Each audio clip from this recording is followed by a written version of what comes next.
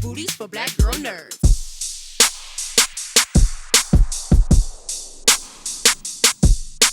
Thank you for your time. You look incredible and amazing. I Thank appreciate it. you. So do you, honestly. Like your hair like that, and it's great. It's Thank great. you. It's mermaid season, so I'm just doing a little It's mermaid mermaid thing. season? Yes. Okay, good to know. Well, I appreciate your time. I'm super excited to see all the reactions to season two. I've had a chance to enjoy the 7 episodes, and I thought that it's a good time to talk about taking strides outside of our comfort zone, new beginnings, new reimaginings of our lives. Is that fair to say about what your character is going to journey through this season, a new season of awakenings, new beginnings, and just overall new things? I love that. Yeah, it's interesting because with most characters, I would say yes. With Seema, Seema's so unapologetic about the way she moves forward in life that I don't even know if she has new beginnings.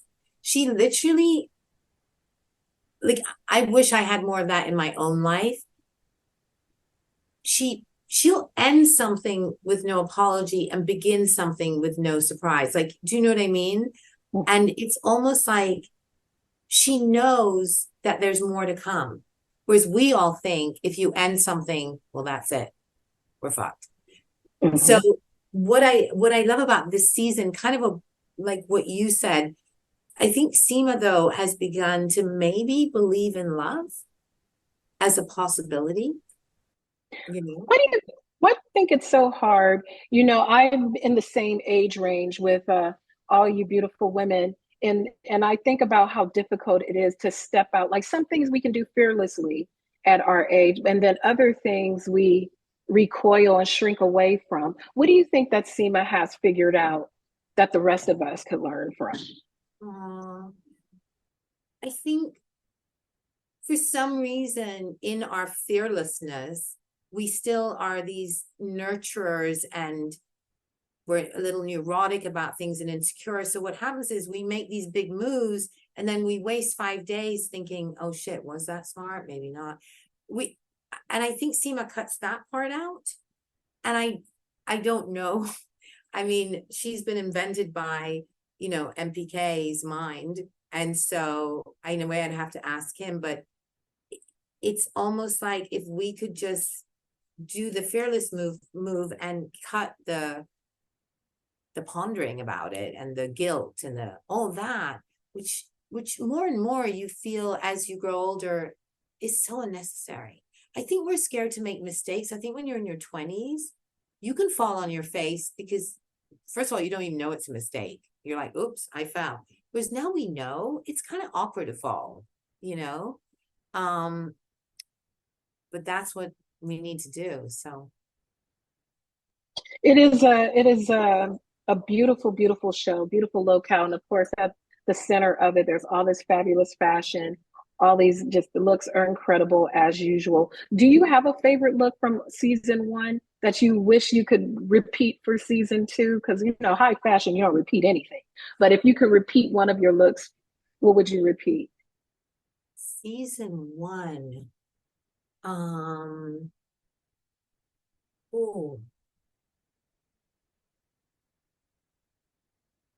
I really loved, even at the time though, I was like, oh, I'm not used to dressing like this.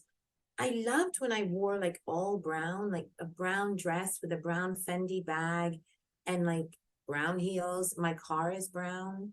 Rocco's outfit is brown. Like I'm not saying those were my favorite outfits that I love, but there's something about it that I'm like, who does that? And I just love that. Like, and I don't want to stray too far from that, even though in season two, I wear different things. There's something I love about Seema's decision in that.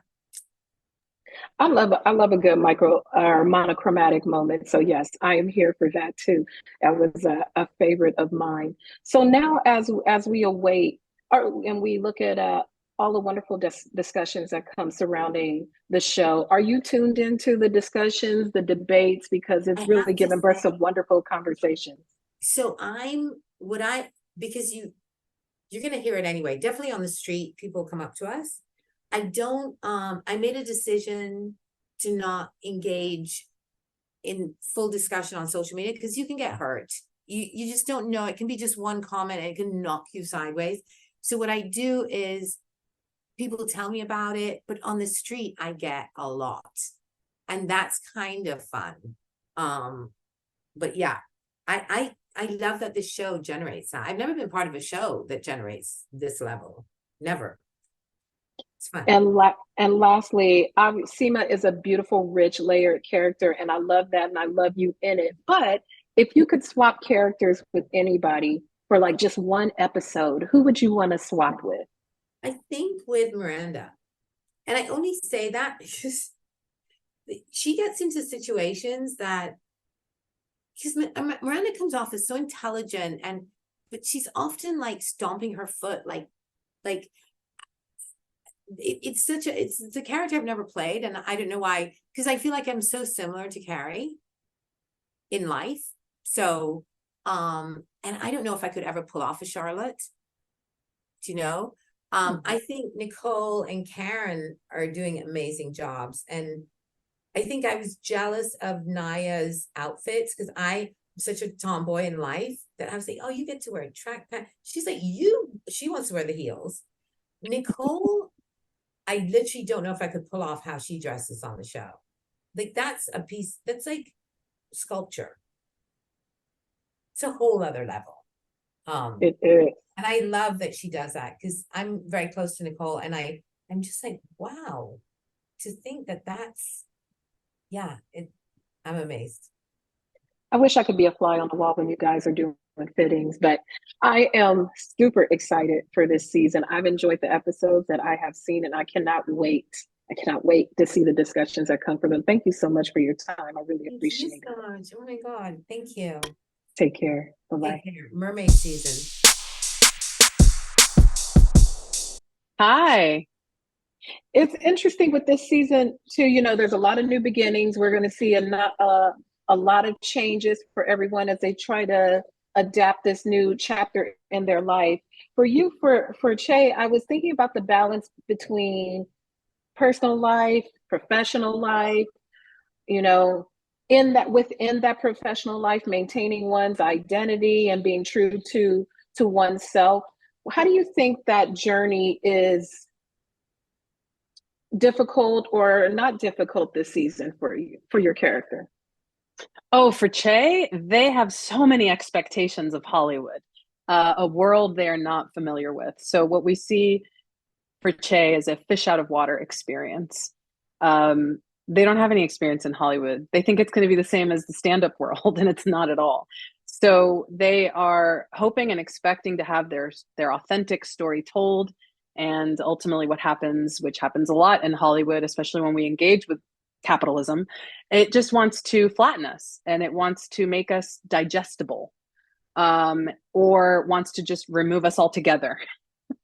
So they get chewed up and spit out, and they go through a roller coaster ride of emotions, essentially leading to ego death, which is a new one for Che.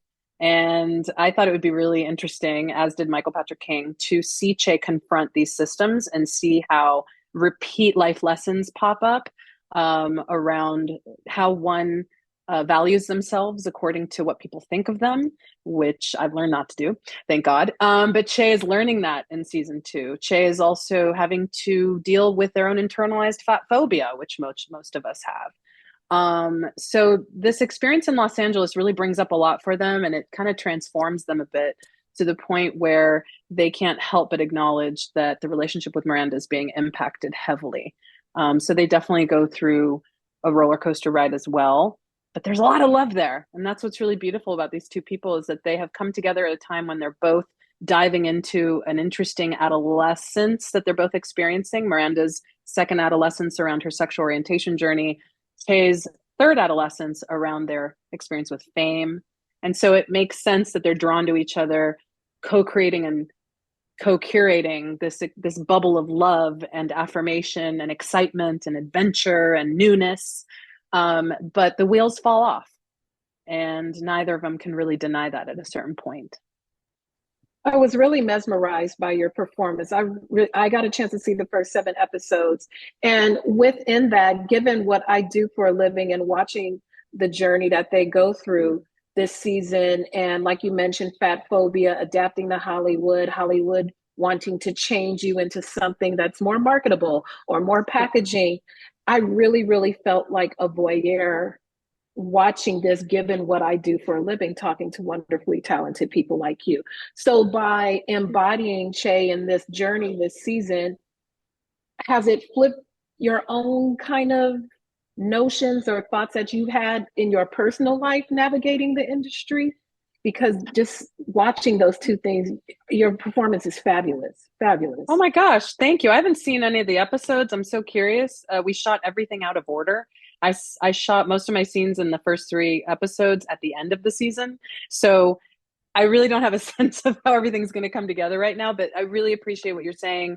Um, Listen, a lot of these things that, the internalized fat phobia, the reckoning with one's own body dysmorphia, those are familiar things to me as a person that I've grown up with. Have I handled them differently than Che? Yes. Do I have a different support system around that? Yes.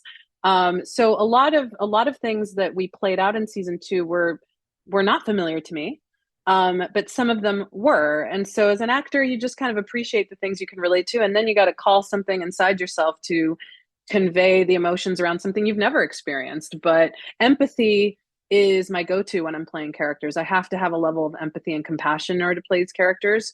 Um, but a lot of these universal truths were familiar to me, long before I did the show. So I appreciate that we're infusing a very human experience for somebody like Che, because if the women get to be messy, complex, imperfect, Che also gets to be that too. They are not an outlier in this universe of hyper privilege. They are a part of it. They're in it too.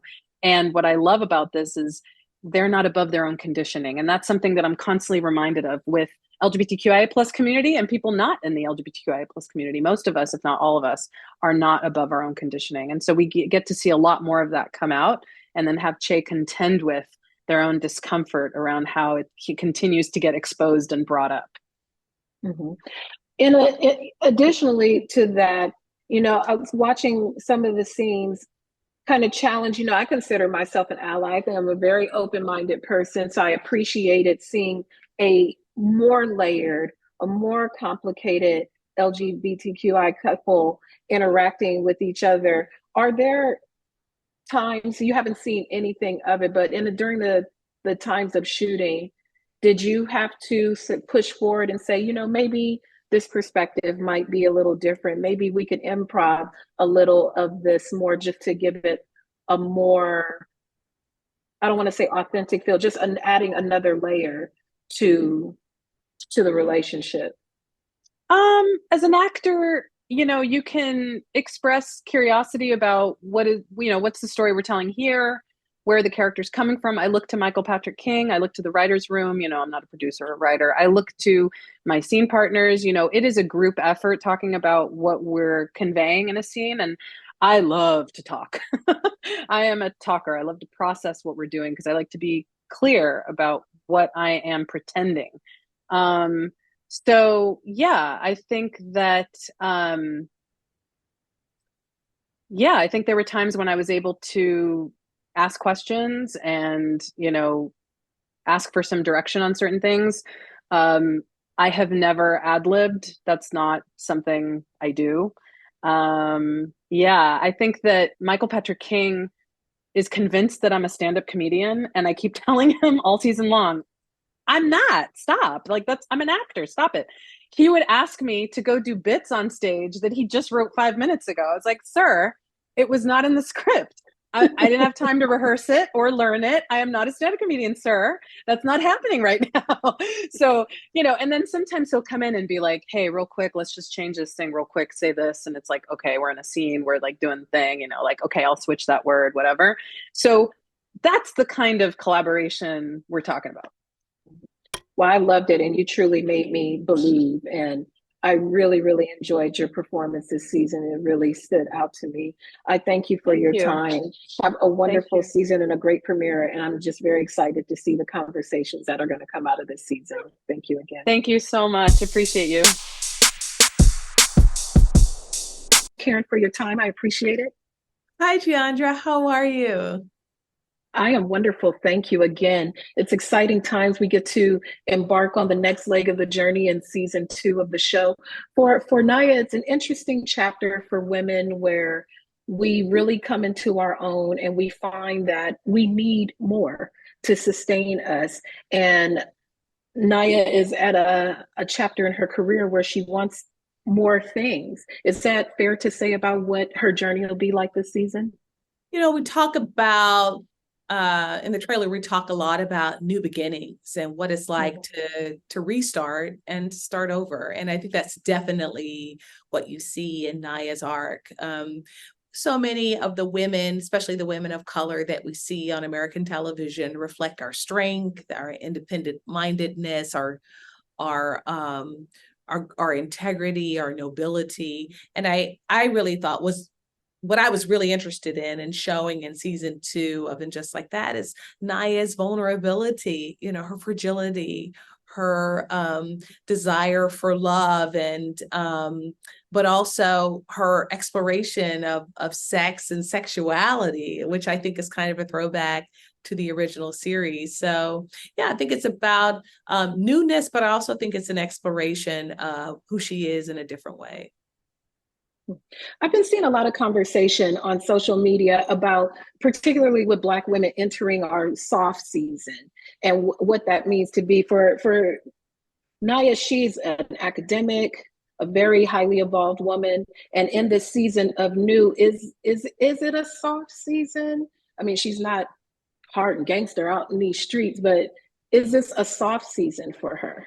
I think that's part of what we can explore as women in this society. I mean, in the last decade or so, and even in the last 25 years since Sex and the City started, we're in a different society as women are concerned. We've achieved a lot. You know, we make a lot more money. We're out in the world and are independent minded. And I do think it's important for us to develop the other sides of ourselves, what it is to be a woman in a soft way, hard power and soft power. What does that look like? And yeah, I'm interested in that, not only as a woman, but as an actor. How do we portray that and represent that for women of color? I think is a fascinating conversation. So yeah, I think that's part of it.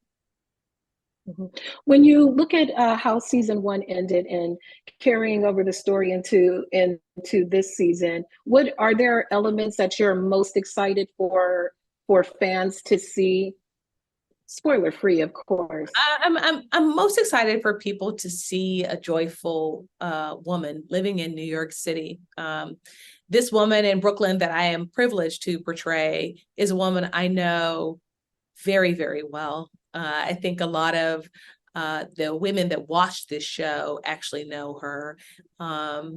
I'm excited for us to expand the aperture of the beauty standard on this iconic platform. So many women pay attention to it, and so many women come to me and say how much they appreciate that Naya is wearing braids, that she's wearing natural hair, that she's a brown-skinned woman in a world where we have aligned ourselves with the Anglo standard. This woman is different, and she reflects what the 21st century woman sort of looks like. And I'm so pleased and honored about that. So we'll definitely have an opportunity to see that unfold over season 2.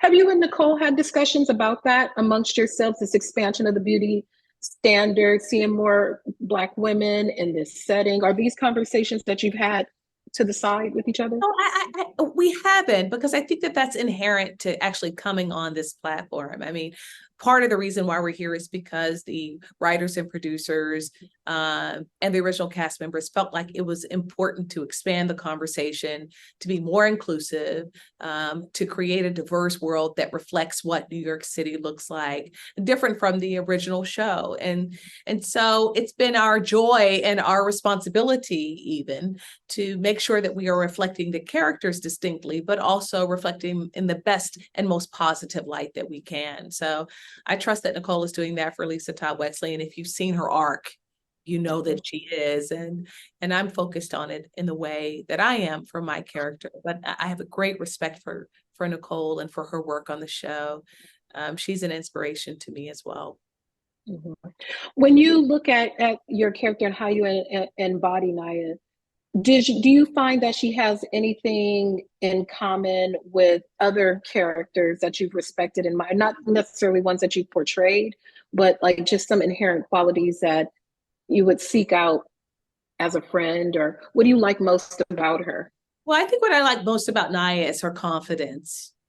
She will definitely, if it's time for her to go, she goes. Do you know what I mean? If it's time for her to make a different move, she makes it. She's a supportive friend. She has great integrity about her.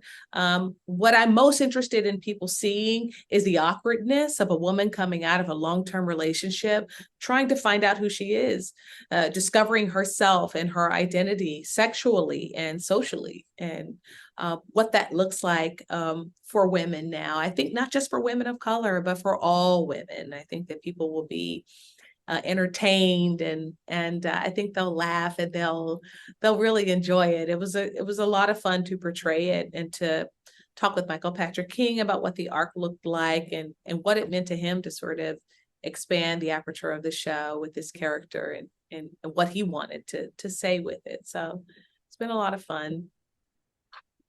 And lastly, fashion is always very central to this show. I mean, there's a lot of flyness going on, as usual with this season. There's a lot of flyness going on. That is the word for Naya Wallace, a lot of flyness.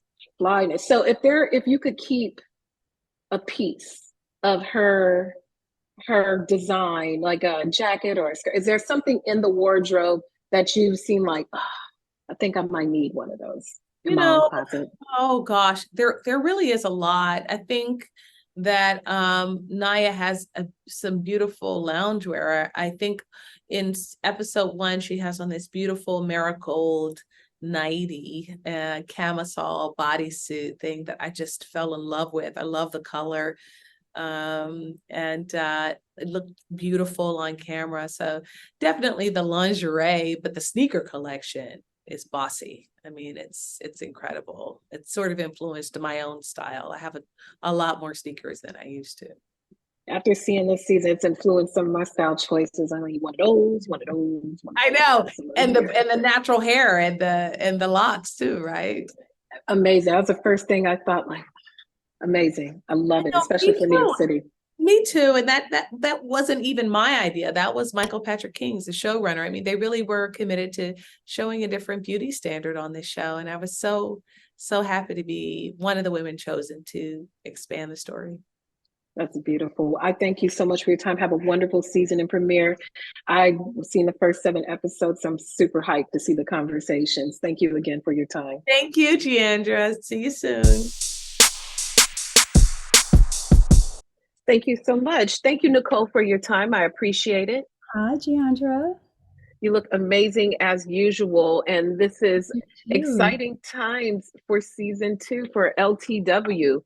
As I watched the 7 episodes and I saw it's a lot of new beginnings for a lot of people, but for someone like Lisa, who seems to have it all together, what does a new beginning look like? How do you improve upon what looks like a pretty fabulous life? So how would you say this season changes her life or transforms her in a way? Well, there's 3 more after that 7, girl. That is kind of like a glitch in the perfection. And that's all I can say. It's exciting. It's exciting stuff to see. The show itself causes so much discussion because there's so many wonderful topics of love and relationship and career and balance and mythical balance. Is there balance for women like these highly evolved, successful, trying to navigate? Is there a such thing as balance that can exist in the lives, particularly of Lisa? Well, I think on the surface, what this show has done is shown these very different characters, but they managed to put some of these scenes in private moments, right? In the bed, in the kitchen in the morning in your underwear, rushing to get your kids together. So you're immediately brought into something that might be a typical scenario in your own home. So you're kind of hurled into these lives because part of it's familiar, and then part of it is real extra and fancy and different and fantastical, like you said. But I really like that they've managed. Michael Patrick King really wanted the Black family to be real. You know, they gave us parents, not just money and nice clothes, but they gave us families, but they also gave us conflict. They gave us generational, details that make these characters not so flat. You know, I'm not just the Black neighbor, the Black friend, have a full life. But when we're all in the bed with each other, in the bedroom with kids, or like Charlotte's storyline with her husband, or the single women in their 50s dating, there's something that just you identify with. So the surface differences kind of disappear for a little bit. Mm-hmm. The Wexley family is beautiful in that, and now in 2023, we are seeing greater improvements in distribution of wealth. And as you mentioned, I like that they're a wholly realized family. They're not just like a placard of, okay, the rich Black family next door, and we'll go. We're not the Ropers, right? Exactly. We get to see that even within that. No, what was the family on Jefferson's? Helen Willis and the Willises. We're not the Willises. Yeah. That's what I wanted to say. Yes, Roxy Roker. Yes. Beautiful queen. Salute to her and her. Yes, indeed. You know what? Actually, that's a great parallel to talk about. Very beautiful. They lived on Park Avenue 2, I believe. Her fashion sense was bananas, just like Lisa's fashion sense. Should we do like a cross comparison between Helen Willis and Lisa Wexley? Could they be secret sisters? For sure. For sure. That definitely would be one of Lisa's friends. So there are some beautiful, I don't want to spoil it. There is a beautiful, iconic scene. I'm sure you've been asked about it a lot of time, where you have to get from one destination to another without a car. And I sat back and I had to rewind that particular scene back. And it's just you look amazing. The costuming is amazing. How hard is it to shoot a scene where really the wardrobe in that instance is a character in its own? Because it's a glorious scene. The shot is long and we see the city. How difficult is it to shoot those type of scenes? Well, when you're wearing Balmain and Valentino and Dries Van Noten boots, I think I wasn't complaining about the long hours with the snow machine. It is incredible. And the hat, I mean, they're all incredible. And you know, did you see the bathroom scene? I've seen. I don't want to spoil the outfit because the outfits. I'm not going to so say good. anything, but what I love about these details is the woman playing my mother-in-law, of course, Billy D. Williams playing my father, and the woman in the bathroom. We can fact check, but Gail Turner, I believe. But the woman in the bathroom playing just the silent scene we have with each other. She was in the original cast of The Wiz with Stephanie Mills. Like, everything is legit. Like, everything even in the casting, Bernie Telsey and MPK, like, they don't miss a beat, you know, with authenticating the city. Miss Pat, who plays my mother-in-law, she was a jazz singer. If you look her up online, she had albums. She's like a true New York actress. So between takes, I was in heaven, you know, talking to the OGs, and you know, it was amazing. Mm-hmm. You obviously can't control any of the type of conversations that come out of, and there are lots of beautiful ones to be had. But on your dream of conversation starters, what do you hope that people discuss more after seeing the Wexleys this season?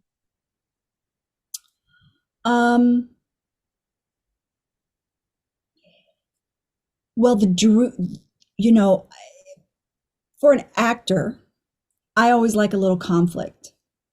You know, it's just fun to create it, and then it's fun to try to resolve it. So the last 3 episodes, we'll get that chance to handle some difficult subjects. Man, this is making me feel like, ooh, I'm so excited to see what they are. They only gave you guys 7. I'm sorry. It's okay. It's okay. It gives us something to look forward to. Well, I thank you, Nicole, for your time. You are incredible.